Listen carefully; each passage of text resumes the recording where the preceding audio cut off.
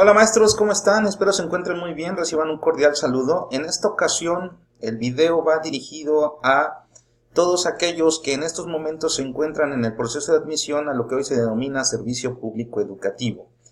Pero antes de entrar en materia, debo de cumplir un compromiso familiar con una de mis sobrinas, la más pequeña, Villa Fernanda. Te mando un cordial saludo. Espero que veas pronto este video y palabra cumplida. Muy bien, regresamos a lo que corresponde a este video. Dice, el proceso de admisión al servicio público educativo en educación básica, ciclo escolar 2019-2020.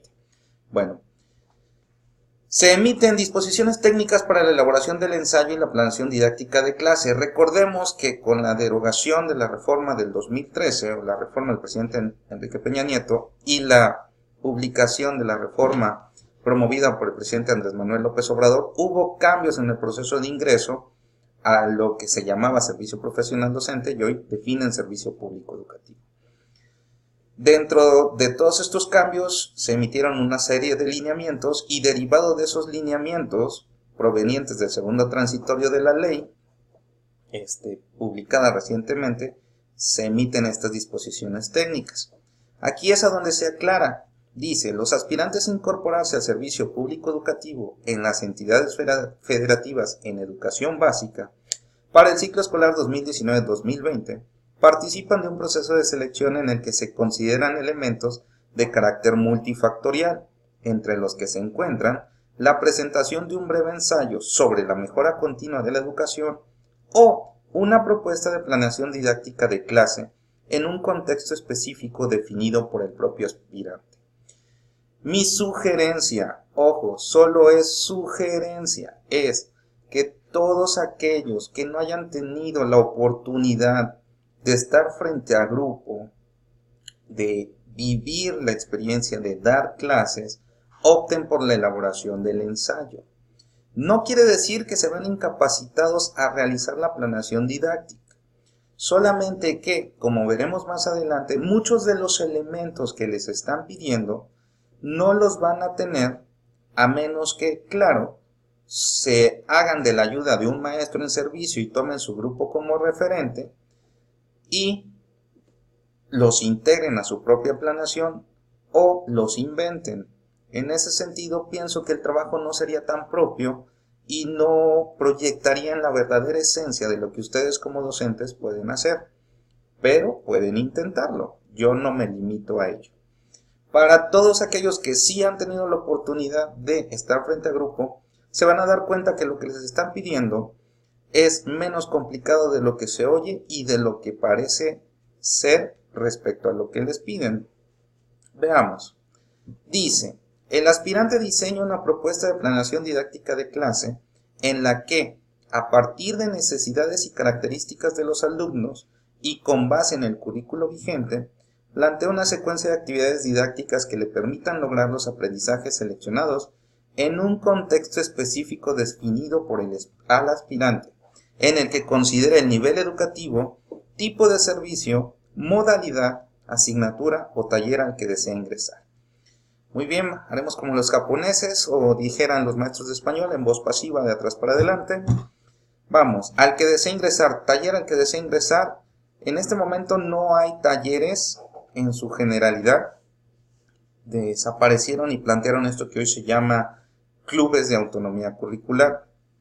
El que lo planteen deja la posibilidad, sobre todo para los maestros en activo, de creer que van a reactivar los talleres. Eso no lo sabemos y no pienso entrar en ese debate porque no depende de mí. Me regreso a asignatura, modalidad, tipo de servicio educativo, nivel educativo. Esto va a ser elección del aspirante. Si el aspirante desea ingresar a preescolar, si desea ingresar a secundaria, si desea ingresar a primaria, bueno, él lo elegirá, igual que la asignatura. Contexto específico definido por el aspirante. Muy bien. ¿Qué quiere decir esto? Lo que les venía diciendo. Ustedes van a elegir el grupo de referencia, la escuela de referencia, las características del grupo de referencia. Los aprendizajes. ¿Cuáles aprendizajes? Los aprendizajes esperados que están en el plan y programas de estudio. Ustedes elegirán un aprendizaje esperado con el que van a trabajar y van a seleccionar las actividades didácticas. Todo esto tiene que ver y tiene que atender las características y necesidades de los alumnos, sin olvidar que tiene que ser con el currículo vigente. ¿Y cuál es ese currículo vigente? Bueno, entendamos dos cosas. La primera es que tenemos en este momento dos planes y programas de estudio. Con la entrada en vigor del nuevo plan de estudios, se planteó que se haría en dos etapas. La primera etapa, que es el ciclo escolar 2018-2019, preescolar trabajaría directamente con el plan y programas de estudio de aprendizajes clave. Lo mismo sucedería con primaria en primero y segundo grado y secundaria en primer grado. El resto de los grados, es decir, primaria de tercero a sexto y secundaria segundo y tercero, siguen trabajando con el plan de estudios 2011. ¿Qué quiere decir esto? Maestra o maestro, si vas a ingresar a preescolar, forzosamente tu currículo vigente es aprendizajes clave para la educación integral. Si eres de primero y segundo de primaria, también, y si eres de primero y segundo y si eres de primero de secundaria, también debes ocupar este modelo de estudios. Por otra parte, si eres de tercero, cuarto, quinto y sexto, o segundo y tercer grado de secundaria, el plan de estudios, tu currículo vigente, es el Acuerdo 592, Plan de Estudios 2011. Extensiones. Estructura de la planeación didáctica tiene 4 puntos. El primero es el encuadre. Diagnóstico del grupo es el segundo. Estrategia didáctica y evaluación de los aprendizajes cierran esta estructura. La extensión, ahí está, mínima y máxima. Si tú trabajas en Word, hay una opción en la parte inferior de tu pantalla que dice contar caracteres. Y ahí te marca caracteres sin espacio o caracteres con espacio. Seleccionas los párrafos o el párrafo que deseas contabilizar y te lo marcará. Cuiden mucho esta cantidad mínima y máxima, porque vamos a seguir trabajando sobre la plataforma Venus y los grupos anteriores tenían que estar a veces agregando y a veces quitando palabras para completar el número mínimo de caracteres que les pedían. Encuadre. ¿Qué incluye este apartado? Bueno, este apartado incluye el nivel educativo y el tipo de servicio. Vamos por partes, lo puse de colores. Nivel educativo, preescolar, primaria y secundaria. Tipo de servicio, general, indígena, comunitaria. Para preescolar y primaria. Para secundaria tenemos las diversas modalidades. Tenemos general, tenemos técnica, tenemos telesecundaria y tenemos trabajadores además de la comunitaria. Grado o grados escolares. Bueno, pues aquí tienes que poner el grado con el que vas a trabajar. Ahora bien, cuando hablamos de las escuelas comunitarias, también nos referimos a estas escuelas bidocentes, tridocentes, multigrado. Entonces aquí, por eso dice grado o grados escolares, porque si eres una escuela bidocente, tridocente, tuviste esa experiencia, sabes que tus planeaciones no son para un grado, sino para todos los grados de los alumnos que tienes en tu grupo. El número de alumnos en el grupo, creo que allí no hay mucho que hablar. Campo formativo, asignatura o taller. Ese lo voy a dejar para el final en la siguiente diapositiva. Contenido a abordar, aprendizajes esperados. Estos van a estar definidos por los programas de estudios que elijas acorde al grado o modalidad educativa en la que vas a trabajar. La duración de clase o sesión. Esto es lo que se denomina, sobre todo en el nuevo modelo educativo, como periodos lectivos. En primaria y secundaria los periodos lectivos son de 50 o 60 minutos, recordando que tenemos primarias de jornada regular, ampliada y de tiempo completo. Por eso dice ahí 50 o 60 minutos. En secundaria forzosamente son 50 minutos. Preescolar, aunque también tiene una distribución, como vamos a ver en la siguiente lámina, de asignaturas para que no haya confusión en este momento, la realidad es que las maestras de preescolar pueden destinar el tiempo que ellas consideren necesario para la realización de sus actividades. Ellas no están limitadas por tiempo, no como los maestros de primaria y secundaria. Esto es muy importante porque en el siguiente video, cuando hable ya del diseño de la secuencia como tal, la secuencia didáctica, es muy importante que definas de tus 50 minutos cuánto es para el inicio, cuánto es para el desarrollo y cuánto es para el cierre. Y así puedas prever si vas a realizar tu planeación de una sola sesión, de 2 sesiones o de 3 sesiones. Me regreso a la parte del encuadre que tiene que ver con el campo formativo, asignatura o taller. Perdonen el error de dedo allí en el título. Muy bien, aquí hay una ligera confusión. Cuando hablan de campos formativos, si retomamos el plan de estudios 2011, recordemos que hay 4 campos de formación. Los tengo de mi lado izquierdo, en esta parte. Campos de formación para la educación básica, y dice lenguaje y comunicación, pensamiento matemático, exploración y comprensión del mundo natural y social, desarrollo personal y para la convivencia. Ojo, no se refiere a estos 4 campos de formación. Cuando dice campo formativo se refiere a que en preescolar las maestras de preescolar o las maestras y maestros de preescolar se refieren a sus asignaturas como campos formativos. Ellos tienen lenguaje y comunicación, segunda lengua inglés. En el campo de formación pensamiento matemático tienen también ellos pensamiento matemático. ¿Dónde vemos la diferencia? Si ustedes gustan, ya que quede claro este punto, es que en primaria ya sería matemáticas igual que en secundaria. Por su parte, en exploración y comprensión del mundo natural y social, ellos tienen exploración y conocimiento del mundo, desarrollo físico y salud. Entonces, solo que quede claro que esto de campo formativo se refiere a la asignatura, por decirlo así, que la maestra de preescolar abordará. Para los maestros de primaria y secundaria, pues no hay ningún problema. La asignatura es la que vayan a trabajar y el grado que ustedes elijan trabajar. Y si ven del lado derecho de su pantalla, está lo mismo. Campos formativos de la educación básica están lenguaje y comunicación, pensamiento matemático, exploración y comprensión del mundo natural y social, áreas de desarrollo personal y social. Aunque siga apareciendo autonomía curricular, recordemos que de momento las nuevas normas de evaluación las han dejado de lado, es decir, ya no están consideradas un criterio de evaluación, entonces no se compliquen la existencia y déjenlo de lado. Concentrémonos en lo que nos corresponde, que son los campos formativos de la educación básica en el aspecto académico. Muy bien. Dice, diagnóstico del grupo sería el segundo elemento. Este apartado incluye características de aprendizaje y participación de los alumnos.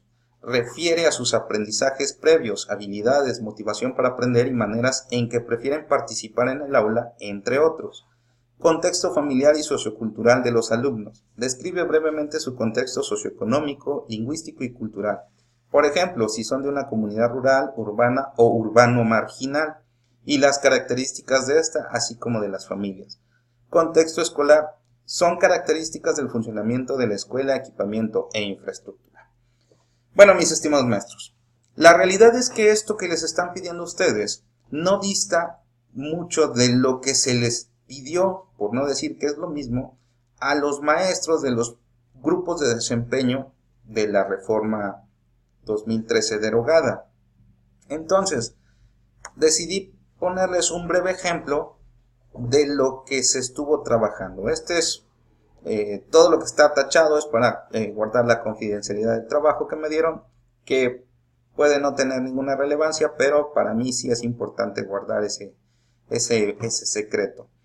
Dice, proceso de evaluación, cuarto grupo de desempeño, y en la guía que les proporcionaban a los maestros decía, cuando se hablaba del proyecto de enseñanza, que no es otra cosa que una planeación didáctica, deberán mencionar las características cognitivas, sociales y físicas de los alumnos, sus características de aprendizaje, así como también las características del contexto escolar, familiar y sociocultural que influyen en su desempeño. Si nos damos cuenta, me voy a regresar, es exactamente lo mismo que dice aquí. Contexto escolar, contexto familiar y sociocultural, y cuando habla de características de aprendizaje y participación, estamos hablando del grupo de referencia, es decir, el diagnóstico. Luego entonces, los datos generales de la escuela, creo que en esa primera parte que es el encuadre no hay mucho que aclarar, por eso me brinqué hasta del diagnóstico. Sin embargo, si ustedes lo consideran y me lo hacen saber, subiré el encuadre pertinente. El grupo de referencia para este proyecto es el grado grupo, conformado por tantos alumnos, de los cuales tantos son niñas, tantos son niñas. Sus edades oscilan entre 10 y 11 años. En relación con sus estilos de aprendizaje, Después de implementar un test de Bark, se observa que tantos de ellos son visuales, tantos kinestésicos, tantos auditivos. Por otra parte, el ritmo de aprendizaje promedio del grupo es moderado. Si se dan cuenta, estamos tocando estas partes del diagnóstico del grupo. Hay que tocar esto porque es importante cuando un docente quiera hacer una planeación que tome en consideración estos factores. También es importante que lo conozcamos. Aunque existen varios líderes en el grupo, les agrada trabajar en equipo, se apoyan para realizar las actividades, gustan de actividades lúdicas y que impliquen manipulación de diversos materiales. Dice cognitivas, sociales y físicas. Ahí ya estamos tocando parte de las cognitivas, parte de lo social y vamos a tocar la parte física. Dice, respecto al desarrollo físico, 20 niños no tienen un desarrollo acorde a su edad, esto debido a una mala alimentación, familias de escasos recursos. Tantos niños presentan debilidad visual, el resto tiene un desarrollo promedio de estatura, peso y no presentan rasgos de ninguna discapacidad. Ojo, repito, esto está muy resumido, esto solamente es un extracto de un proyecto que revisé y que me agradó para ponerles de ejemplo, pero les va a servir de guía. Continuamos con esta parte del diagnóstico. Importante poner, si revisan las láminas anteriores se van a dar cuenta que habla de las características lingüísticas. Entonces, la lengua materna de los alumnos es el español. De acuerdo con la teoría de desarrollo cognitivo de Piaget, entre los 7 y 11 años, los niños se encuentran en el estadio de las operaciones concretas. No nada más importa poner en qué estadio, porque copiar a un autor como Piaget o como Vygotsky es fácil. No, hay que comprobar por qué decimos que están allí independientemente de las características físicas. Dice, su pensamiento utiliza la lógica a condición de que se aplique a situaciones de experimentación y manipulación. Se realizó una serie de planteamientos a los alumnos para determinar si ya han desarrollado dichos procesos cognitivos. El resultado es que el tanto por ciento ha desarrollado los procesos de clasificación, seriación y observación del volumen. El resto presenta dificultades. Si nos damos cuenta aquí, estas características de clasificación, seriación y conservación del volumen son parte de las operaciones concretas que mismo Piaget desarrolla en su teoría. Continuamos, le puse ahí en verde para que lo pudieran distinguir. Ya empezamos a hablar del contexto familiar. Del total de los alumnos, tantos son de nuevo ingreso por traslado. Es importante que si tienes esta característica la plantees, porque habla de las interacciones que estos chicos puedan o no llegar a desarrollar en un grupo que les es ajeno. No es lo mismo venir con tus mismos compañeros, primero, segundo, tercero, cuarto, quinto y sexto, que de repente, porque mamá o papá cambian de lugar de trabajo, tienes que dejar a tus compañeros y hacer unos nuevos. Eso a veces impacta en el desarrollo académico de los niños, a veces no, pero siempre es un factor de riesgo. Los niveles socioeconómicos, ahí se dice que la mayoría son de bajos recursos. El nivel académico es importante. En cuanto al nivel académico de los papás, se dice que solo concluyeron la primaria la mayoría y en contados casos la secundaria, aunque esto no afecta directamente el nivel económico. ¿Qué quiere decir esto? Que el nivel económico está determinado precisamente por la actividad económica a la que se dedican, que en este caso podemos apreciar que la mayoría se dedican a la ganadería y a la comercialización de productos derivados, otro tanto a la producción y comercio de calzado, y otros son empleados en una maquiladora. Los últimos tienen trabajos eventuales. En cuanto a la estructura familiar, es importante no entres en de si tienen relaciones conflictivas, si son disruptivas, porque te vas a meter en pleitos y en camisa de 11 varas. Sé más simple. En cuanto a la estructura familiar, hay monoparentales, nucleares y extensas. Es importante también, se les pedía a los maestros del cuarto grupo de desempeño cómo los padres de familia brindaban apoyo a las actividades académicas de sus hijos. En este contexto dice, por lo que refiere el apoyo que los padres brindan a sus hijos en las actividades académicas, en realidad es poco o nulo debido a su nivel académico. En realidad su apoyo es más para faenas escolares. Nos brincamos, más bien pasamos a la parte sociocultural y dice, la escuela se encuentra en una zona montañosa, el clima es húmedo, frío. Es importante que cuando tú pongas este tipo de datos, se le decía a los maestros tuvieran una relación directa con el desarrollo de los alumnos. Y en este caso la hay porque este clima húmedo-frío afecta constantemente las vías respiratorias de los alumnos y hace que falten regularmente. La localidad tiene un total de tantos habitantes según INEGI 2014. Una de las recomendaciones que te voy a dar es que pongas tus fuentes de consulta para que le des veracidad a la información que estás manejando. La distancia aproximada a la capital del estado es de 35 kilómetros, cuenta con agua potable, drenaje, energía eléctrica, red de telefonía, internet, servicios médicos, comercios diversos y transportes públicos. Te parecerá no trascendente, pero si tú haces una planeación didáctica inventada y me pones que en el contexto tú no tienes nada de esto, va a ser poco creíble que me digas que en tu escuela sí tienes un laboratorio de computación cuando en la comunidad no hay energía eléctrica. Entonces hay que tener cuidado en estos datos. Por eso yo sugería que si no has tenido la experiencia, en lugar de querer inventar datos, mejor elabores un ensayo o, como última opción, acudas a un centro educativo que te permita poner en práctica esta parte. Las actividades económicas están enfocadas en la elaboración y venta de calzado, comercio, agricultura, ganadería, labores del hogar, empleados en la maquiladora y algunos profesionistas que laboran en instituciones de gobierno. El catolicismo es la religión predominante y en las fiestas patronales los padres prefieren que sus hijos no asistan a clases. Parece no relevante, pero sí lo es.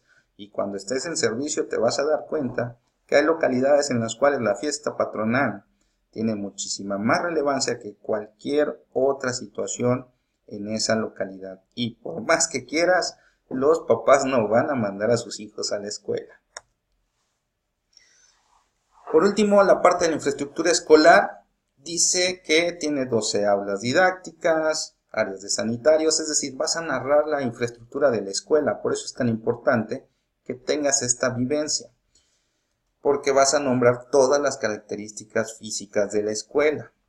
También puedes nombrar, no te lo pide este proceso de admisión, pero yo te lo sugiero, porque como decía al principio, es prácticamente lo mismo que les pidieron a los maestros en servicio, la constitución de la plantilla escolar, cuántos son docentes frente a grupos, si tienes apoyo de USAER, si tienes maestros de educación física, si tienes oficiales de mantenimiento, etcétera, etcétera. Y sobre todo, concluyas esta parte con la infraestructura que tienes en el aula. En este ejemplo dice, el aula del grupo cuenta con una buena iluminación y ventilación, se tiene una pequeña biblioteca del aula, tantos libros, se tienen mesas para estudiantes, y sillas suficientes para todos. Aquí, error de redacción, dice, se tienen mesas, cada una para 2 estudiantes, suficientes para todos, lo que permite a los alumnos organizarse de diversas maneras para sus actividades. También se tienen diversos materiales didácticos acordes a su grado educativo. Esto, como dije, es solo un referente. En realidad, tú vistes en este momento extractos de al menos 7 trabajos distintos. ¿Por qué?